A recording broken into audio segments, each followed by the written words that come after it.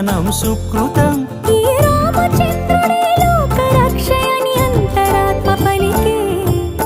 జగదానందకారక జయ జానకి ప్రాణనాయక శుభ స్వాగతం ప్రియ పరిపాలక జగదానందకారక జయ జానకి ప్రాణనాయక శుభ స్వాగతం ప్రియ పరిపాలక